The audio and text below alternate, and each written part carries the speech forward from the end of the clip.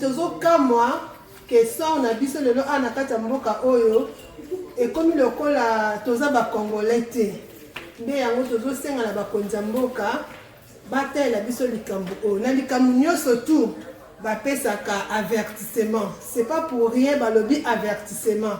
Tozala ki avertité.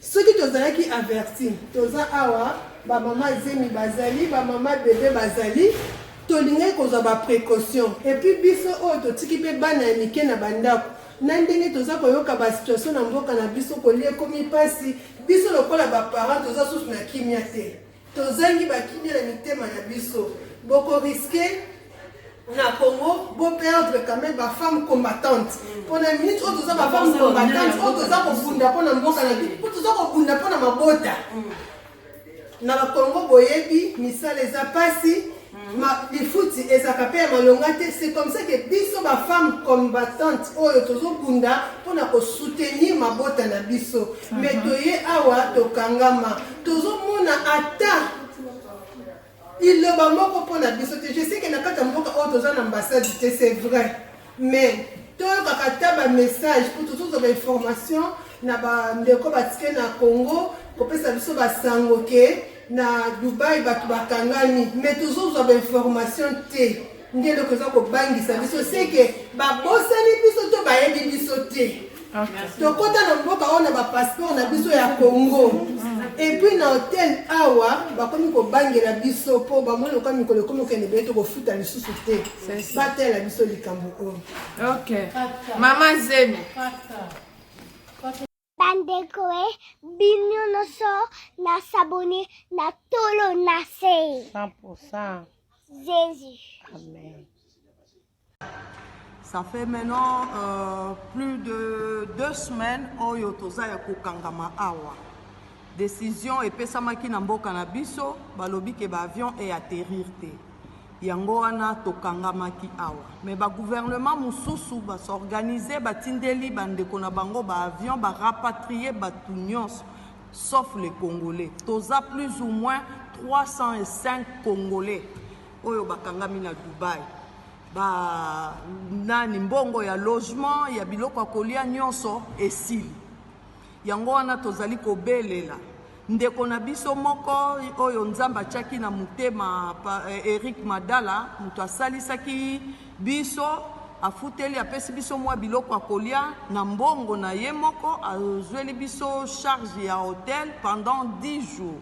D'ici là ezosila sikoyo tokosuka wapi na mboka Dubai ambassade des athées na mboka Dubai bon toza leti toyaki lokwa ba commerçant lokwa ba touriste.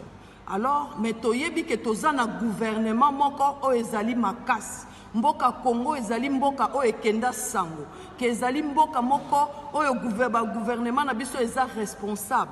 Alors, il faut ezwa ela qui s'appelle réellement que toza na gouvernement moko o ezali responsable. Yangwana tozali ko senga na gouvernement na biso batalela biso likambu oyo. Papa Tshisekedi alobaki le peuple da Congolais lindo la moyi mujina dia mkalenga Yesu. Tudi mwabe badi sangana tukaji ku Dubai tubala bwa 3 jours bala kwenda kana ni kwenda mushinga. Hatukadi tuye ku chihalu bwani tuhinga na kwetu batwambila bwani katwena tunwambula to kwenu mbaka nga chihalu ka kwena mushindo ateto kuno ambara kwa kanushia to hato anombole ntu yeneno hengi na kutoa hinga nyatwa hinga tulibalitanga na makotatu babalo na wakadi majika kakuyi mushindo akuvizwa kufuta kwa hotel kakuyi mushindo akuja to twalo kumwana papa Erika ulwa bakuto ambuluisha watu ambuluisha watu futile hotel bwa jijo toaji kadi mpindie hajika hotel watu kwa matuku makasa akujika hajika mitu tsangana kwe nitulala kwe ka Tshisekedi wa Chilombo wa Tshisekedi tutukulomba tangela kwa kubwalu kwetu tulibashi ya bana tubala bwa 3 jours tulibashi ya bana kumbe pinde bana bakwela muntu limakubatangela anwe mtangela kwa kubwalu kwetu bwane tumwana bwa kuhingana kulu kwa benda nkulu kwa muchi tumwana bwa kuhingana kwetu hatu wafika nunu tuenza maexamen tuenza bwana tuingana anukwetu tumwana bwa kukolesha bana mbasharanka yabo kwena mushindu to kimali amva nawo makesa bwa kulesha ku mfumu wetu wa ditungu papa ova mutushila Mohamed le peuple d'abord peuple nyaga dikenga twakwila ko kutata Kongole. Jambo yenu. Probleme iko hapa, tunapenda kuonesha kwa autorite yetu ya mkini vile tulikuwa huko ku Dubai, tulikuwa ni mukadre ya business. Alors brusquement tulirudia siku ya kurudia kwa aeroport, tunafika kwa aeroport bana tukataria turudie mu pays yetu. Banasema president wenu anakatala ke hakuna vol ile itashuka mu territoire congolais. Alors tunajikuta tuko bloqué. Aina kwamba niko mimi mwenyewe tuko ba mingi, tuko na banduku yetu ba Kinshasa, tuko na banduku yetu ba ma province ya kwa chana, tuko presque plus de 300 et quelques personnes. Ile tuko bloqué mu Dubai. Alors tunajikuta hatuna tena na franga, tunajikuta hatuna na kitu. Alors tuko tunaishi mu Dubai, tuko tunahangaika. Kuko paka Kongole moya wa roho ya huruma ule arukia kutusaidia Eric Mandala njo enatuletea ko chakula par jour, atatuletea chakula une fois.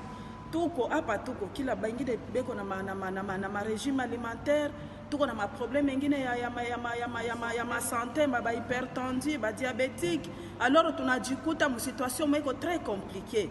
Alors tunaomba msaada kwa autorité. Papa président de la République Félix Antoine Tshisekedi Tshilombo, tunakuomba tuko batoto yako, tunajikuta huku ku inchi ya benyewe, tunaomba msaada sababu tuko naona mapei ya kwa chana beko na batumia maavion.